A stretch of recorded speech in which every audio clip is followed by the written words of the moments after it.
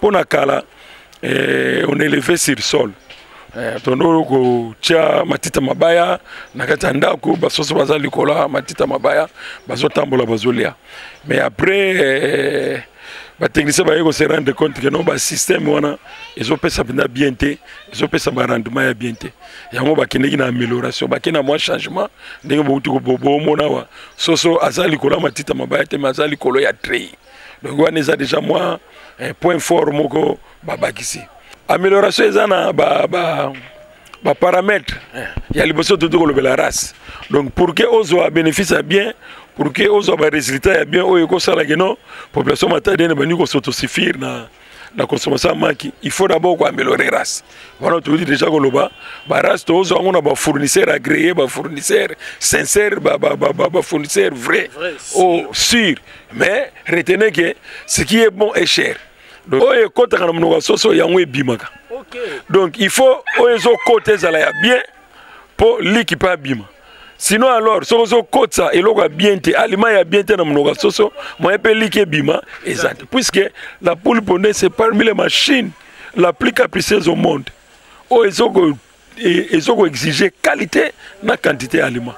Il faut que qualité na quantité est bien respectée pour que liquer bima. Sinon alors au PCE biloko yozo kansaka ko bota mais zo bota te suite à la qualité et la quantité de l'aliment que vous apportez à la poule. Les poules qui sont ici basal na batterie d'élevage. Batterie c'est-à-dire quoi? Donc moi bloc moko ndemo monia ils en a étage belé. Tous en a C, tous en a 4, tous en a likolo. Alors soso na étage na yona avant di likolo ya trei ndeko zo mona. Avant di likolo ya trei pour traiter, on a un ça que la poule ne peut pas être en contact avec ba fessé naé, ba déjection naé. Donc ba niei naé. Ba salité ni oso bimisana donc singa ba terre même si on a linga ko prononcer. On prononcer mais siko batu baso comprendre te ba. Donc wana to bengi suivre. De soit en contact na celle naé et ko sala que soeur mususu abani ko siata comme on dit en Congo. Abani ko fouiller et plus azo ko fouiller azo ko lia ba niei naé bien qu'azo lia pe ba stiko eza na mo ba bien fait mais azo ko lia pe niei pe zo ko landa ezo kota et ezo ko ramener ba microbe malade. Yangwana ceux qui ont un système à batterie le kola za likola tri et ko épargner na suir et ko épargner na contamination et zo ko épargner pe ba ninga na yo baza ensemble baza la contaminer à travers matière fécale na bango.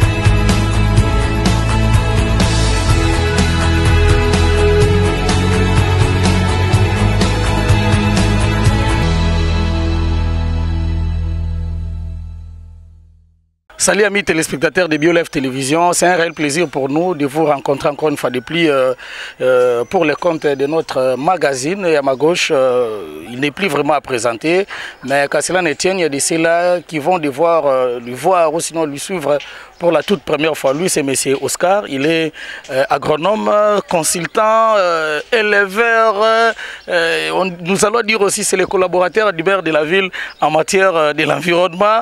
Donc c'est un homme orchestre.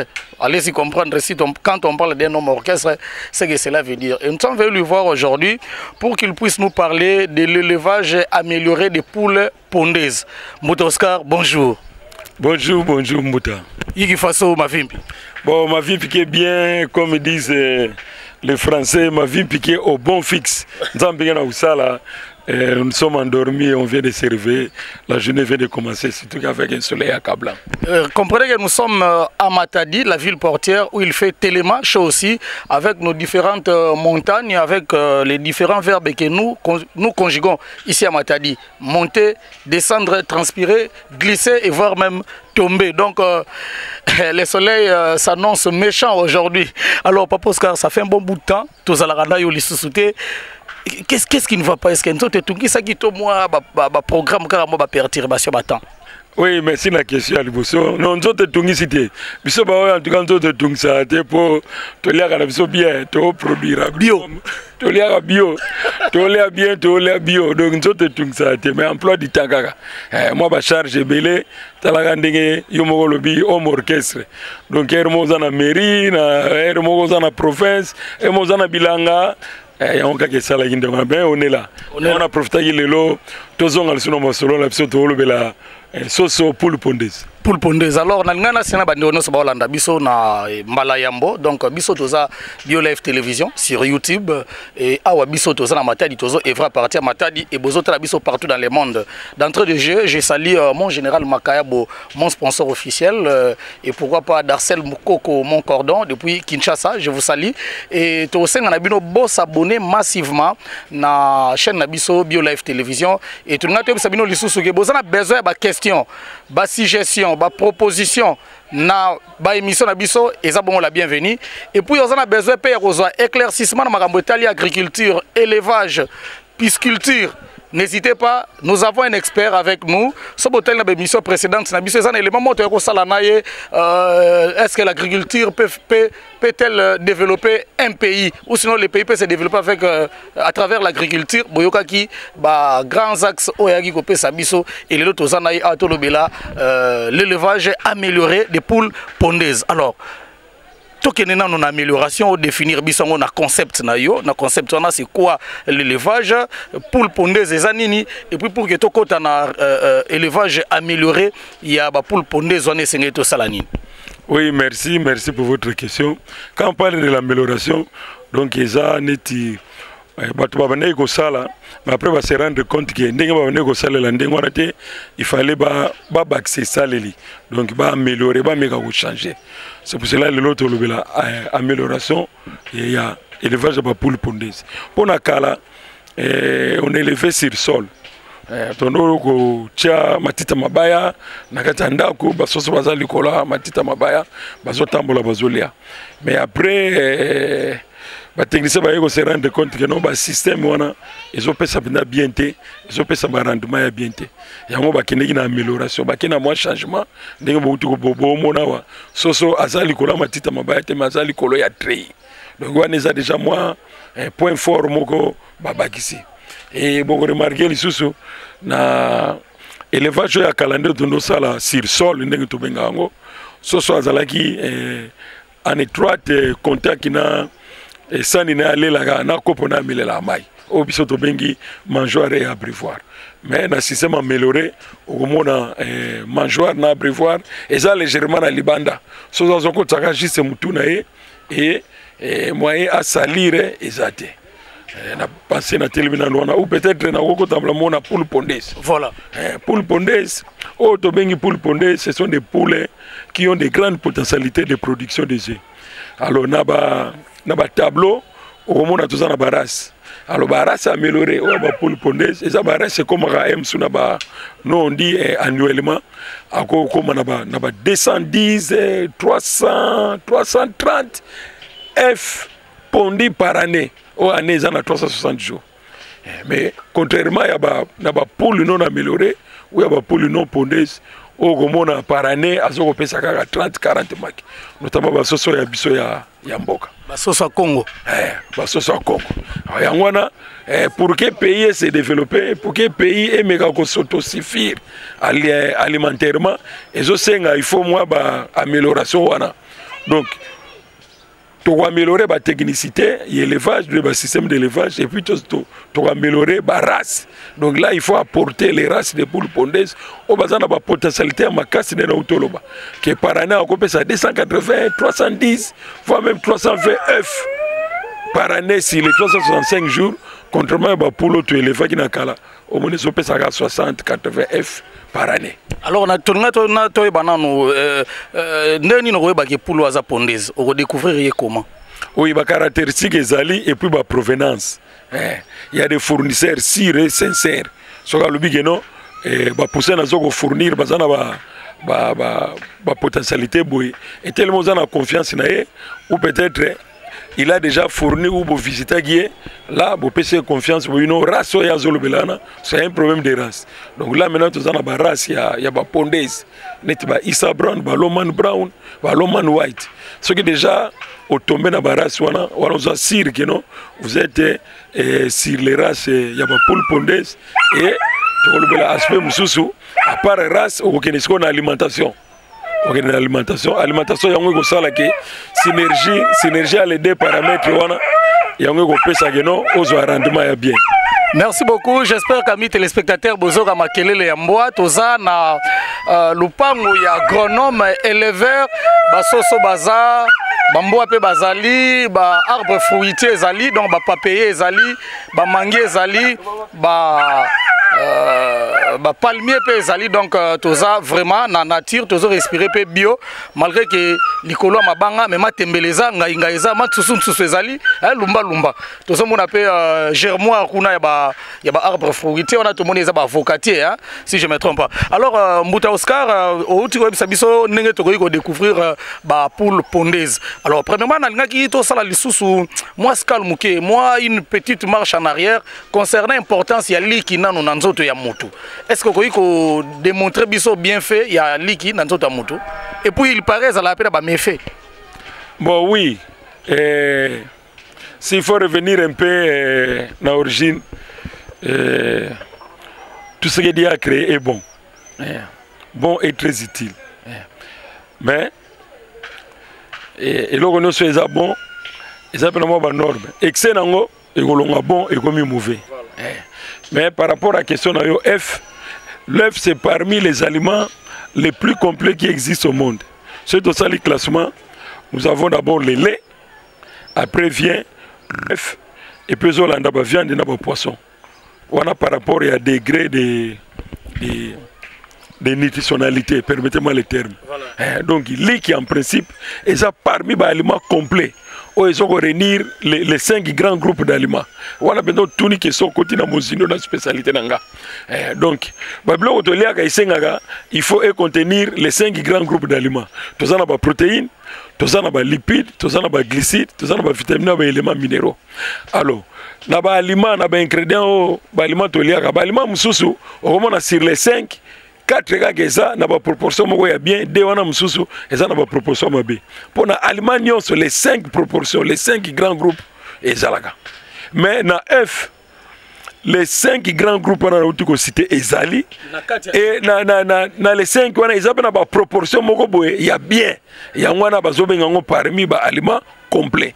Donc au ça là des semaines au ça là tout un mois na muke au ça là 6 mois au ça là 8 mois amela maite aller que l'homme suite azo melaka milk puisque ça aliments complet.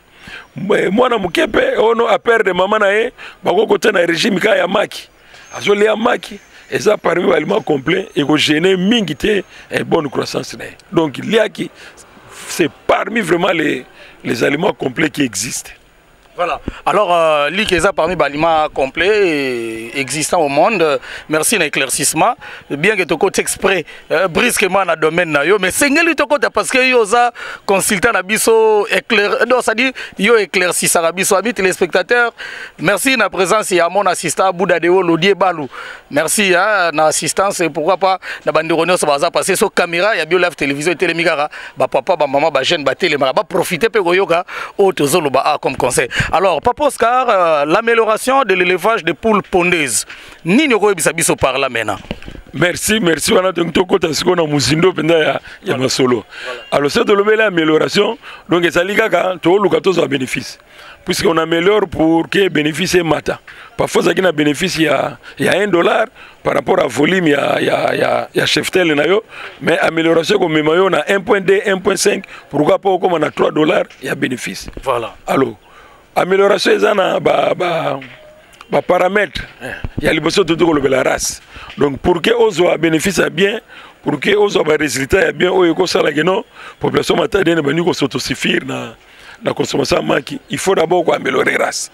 Voilà, tu dis déjà que la race, on a des fournisseurs agréés, des fournisseurs sincères, des fournisseurs vrais, sûrs. Mais retenez que ce qui est bon est cher. Donc, net à niveau maison, les poussins, oyo aza parmi ba poule pondeuse améliorée azo coûter déjà 2,5 $. Donc avec 5 000 francs, voire même 6 000, on a déjà poussé il y a une semaine.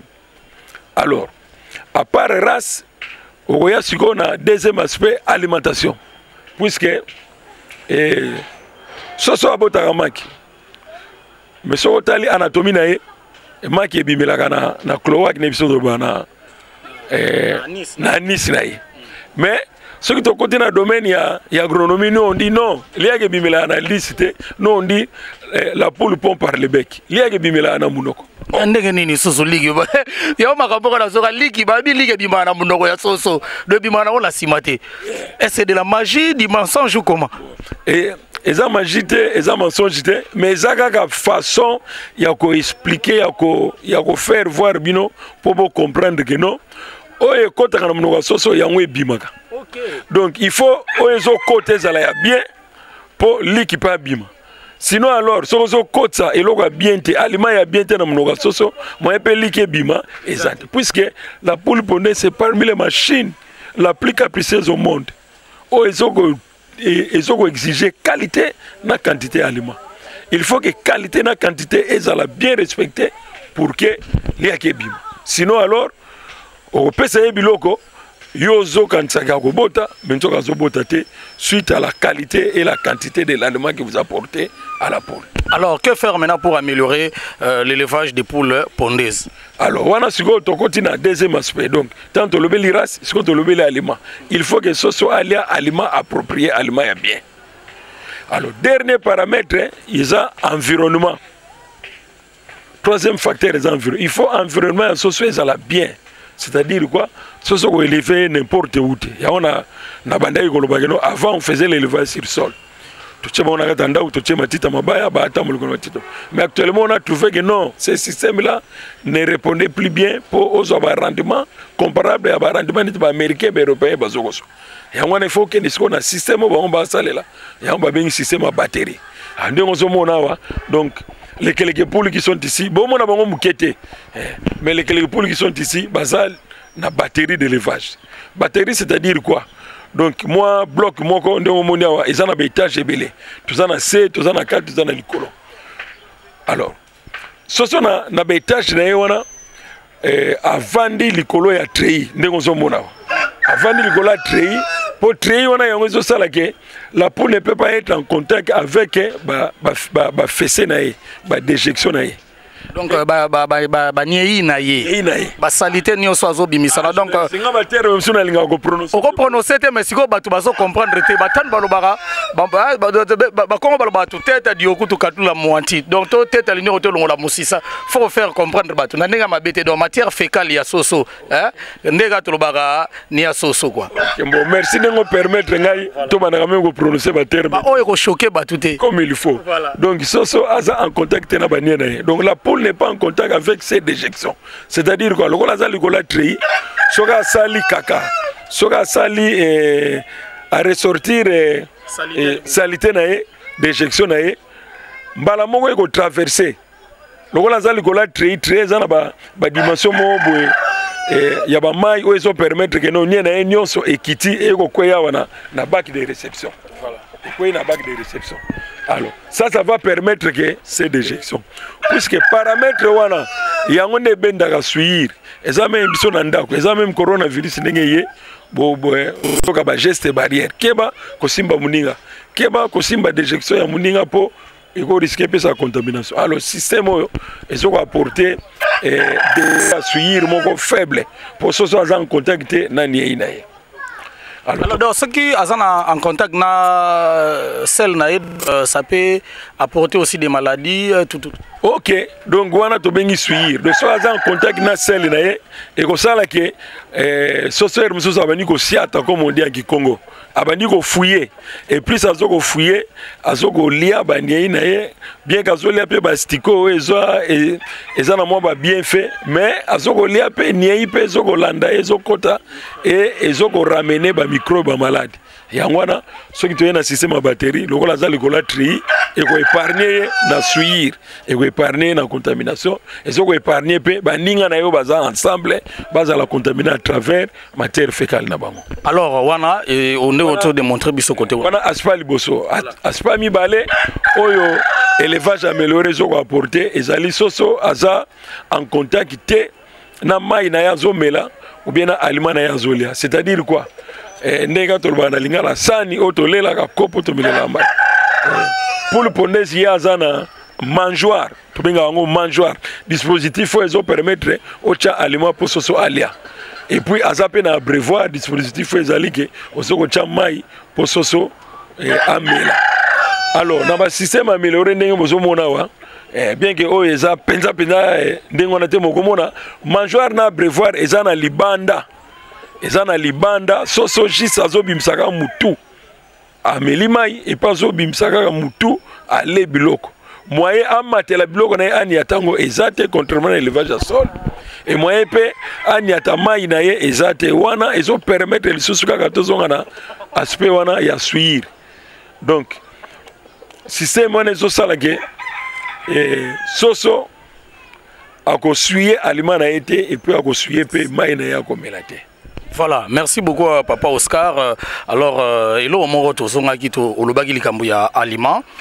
faut qu'il y ait une très bonne alimentation pour que maï, pour que Sosopé à vivre bien, à pondre bien, parce que Oekotara, il y a malamu, il y a un peu au salagé bimisa, il y a malamu, la poule ne pompe pas par le bec. Alors, bilé ni ne sengelina poule pondeuse pour que à vivre bien et à pondre comme il faut. Ok, merci de la question. Alors, s'il faut revenir un peu dans les données statistiques, les données chiffrées, vous vous rendez compte que la poule pondeuse, pour qu'elle arrive à réaliser, à pondre de grandes quantités d'œufs, les Hollandais, aspect à race, et la race contribue à presque 27%. Il y a facteur, ils ont ça rendement bien. Et l'alimentation vient en première position à presque 65%. Donc, il faut tenir vraiment que l'aliment est en quantité, en qualité suffisante pour que Soso a produire F. Alors, l'aliment est constitué d'ingrédients ébélés. Il y a une fraction, il y a des céréales, et puis il y a une fraction, il y a des légumineuses. Poisson na viande et puis tout ça na fraction mususu ezali ya ba éléments minéraux. Alors formulation aliment bon wana za muzindo wana za compliqué wala beneza biso pe na temps et puis talaka ce n'est pas tout le monde de se prévaloir abana ko préparer aliment eza parmi ba produit et ça produit na spécialiste pour essayer de normes essayer de calcul. Mais en gros on peut dire que il faut pas donner n'importe quel aliment à la poule pondeuse, mais il faut aller dans les firmes, il faut qu'il y ait un dépôt, une maison fiable aux gens la confiance nango OK ko somba directement un aliment approprié. Net poule pondeuse au kende na ba maison au tuni aliment ya poule pondeuse et to benga ngo communément A3.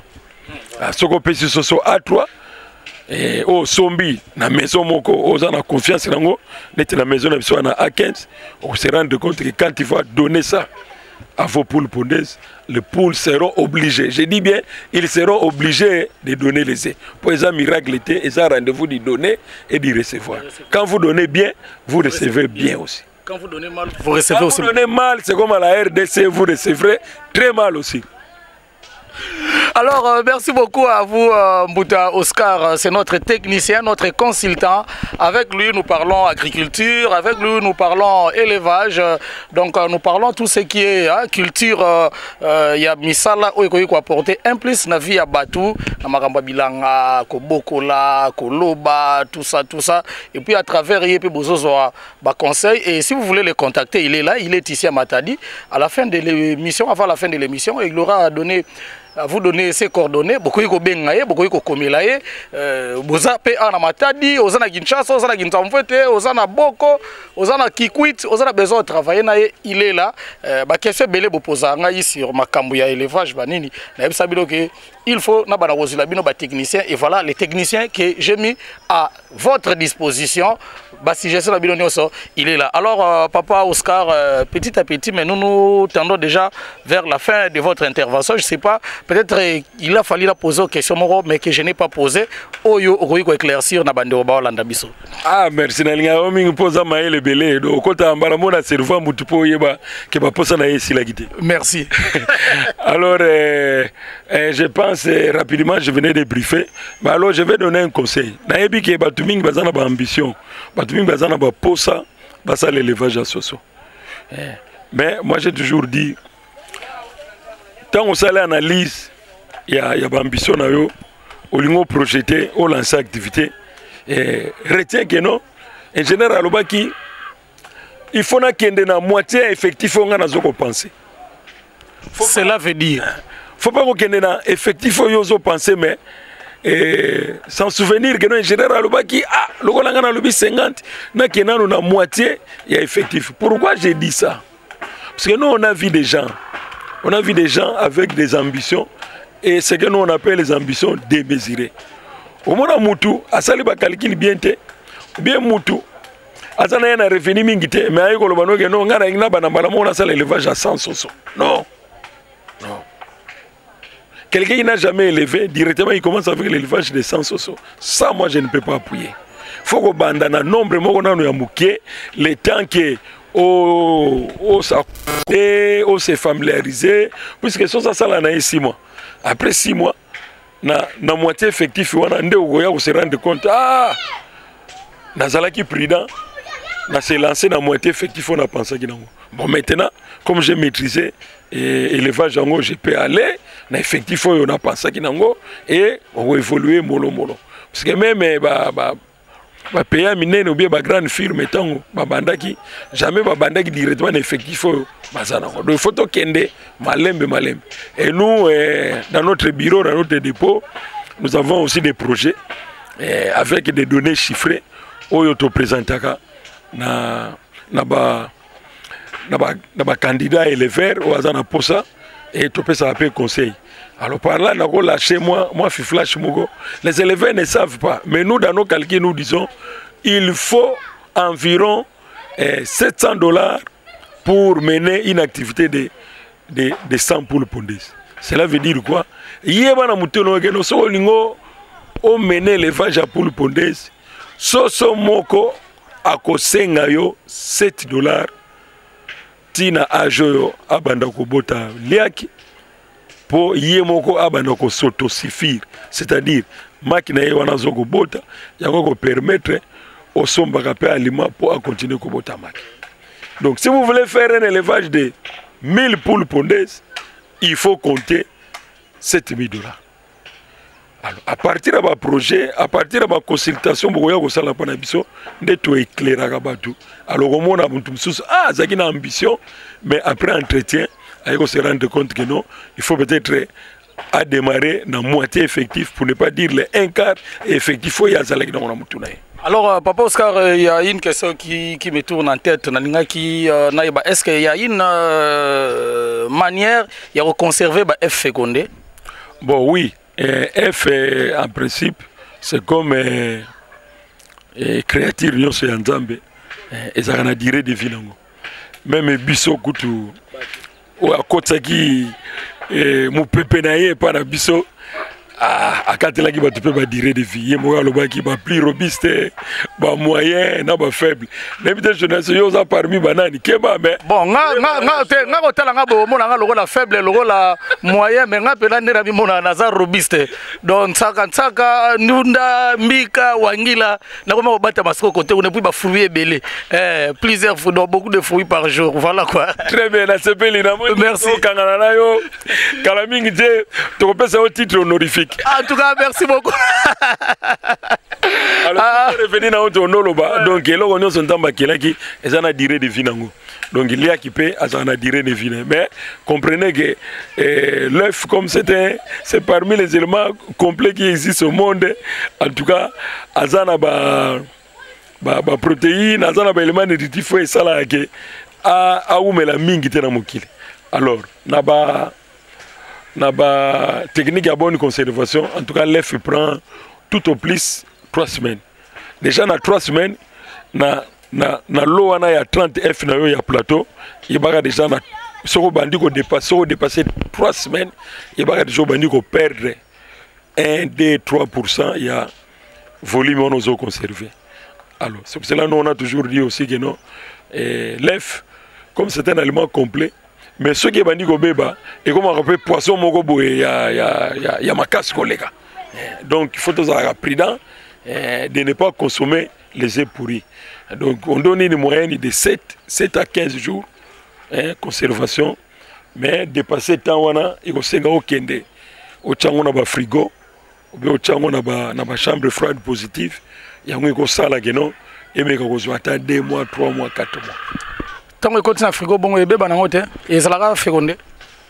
Ah, je m'excuse. Donc réponse nanga wana na banego lobela F de consommation. Okay. Mais on se rendre compte que j'étais un peu imprudent pour poser une question sur conservation F fécondé. F fécondé veut dire quoi? F fécondé zali F normal au poule à pondre, mais cette poule là était à côté d'une volaille mâle, c'est-à-dire les coqs. Et les coqs, après avoir fait les monter, à déverser qui, à déposer qui, organe mâle et à féconder qui F. À rendre qui F normal, wana F fécondé. Et F wana est commis la potentialité, ce qui va mettre en condition d'élevage, c'est-à-dire, on a socio mboka à 37,5 degrés Celsius, ou bien on a couveuse à 37,5 degrés Celsius pendant 21 jours. F wana ikobota mwana ya soso. Alors, comme je venais de dire, le col azana germe na kat, azana sur une durée de vie un peu plus courte par rapport à F. F de consommation. Il y a F de consommation. Alors nous on a toujours dit, pour les effets fécondés, il ne faut pas dépasser 7 jours. Déjà, ce comme on a 10e jour, risque cause à la mingi que F wana et zalaki nango fécondé, mais vite temps wana et embryon et koufi, tant va soumettre dans les conditions il y a couvaison, on a soso à tétité.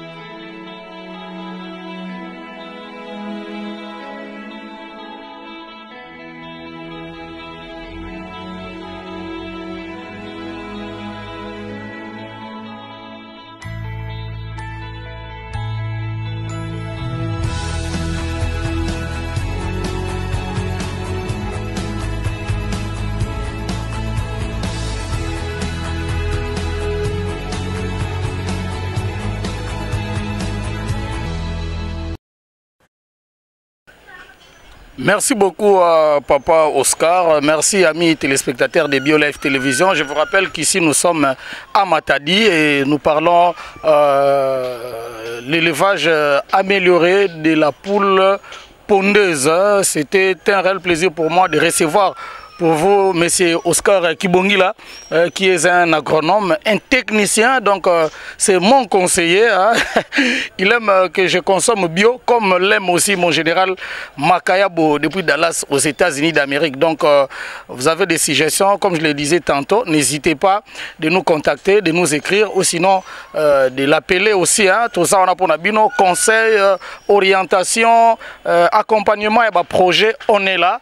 Et Nabino Batubola Nabiso Mbalayambo, abonnez-vous pour que vous ne puissiez plus manquer de nos news, hein, et décrocher aussi la cloche de notification pour qu'à tout moment que nous postons une vidéo, que vous soyez alertés et informés. Papa Oscar, betre na kuma na ntuka ya masolo ya beto musaba vedi amba tuka lenda kavanda nini kana mpe bambote ngele ndaka pesa nge et puis binona yangala mafoni yange kana ngeme pesa nge sala dia mosa mbote betre na matadi mapaki na kolanda beto par ci par là dans le monde bazabati betre ana matadi bakuwa mpedia rafiki Kongo ya bao yake sala bao yeke na nzuto.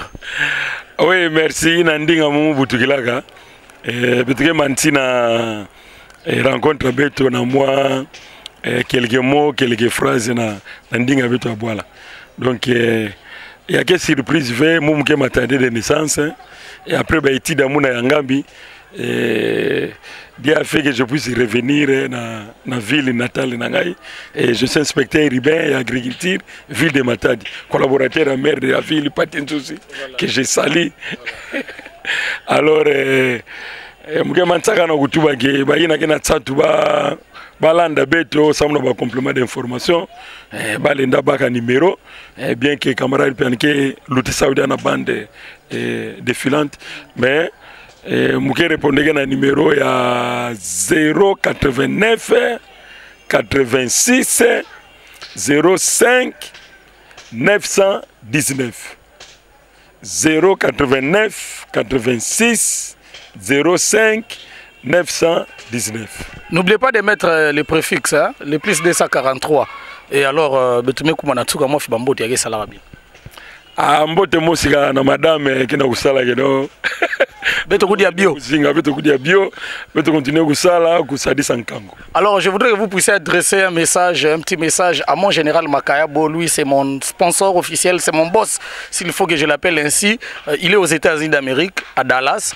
Il aime l'élevage, il aime l'agriculture.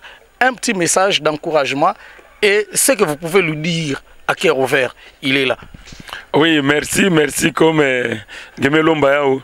En tout cas, je tiendrai à vous encourager de continuer à nous suivre et aussi un jour pensez vraiment à retourner un peu des capitaux ici au pays. La moi activité agricole et pourquoi pas l'élevage de poules pondeuses.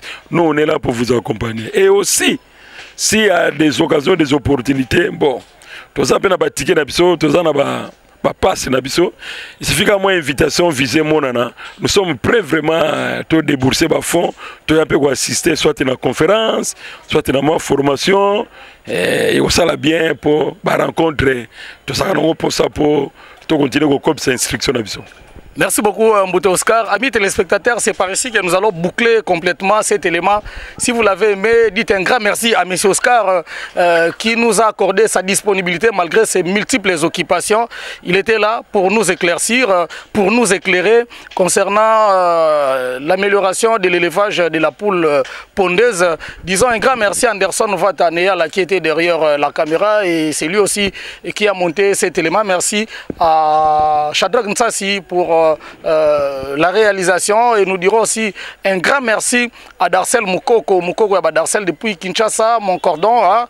Merci pour tous les efforts que vous ne cessez de fournir pour la réussite de mes tournages ici à Matadi. Et nous dirons un grand merci aussi à tout seigneur, tout honneur, à mon général Makayabo, total respect.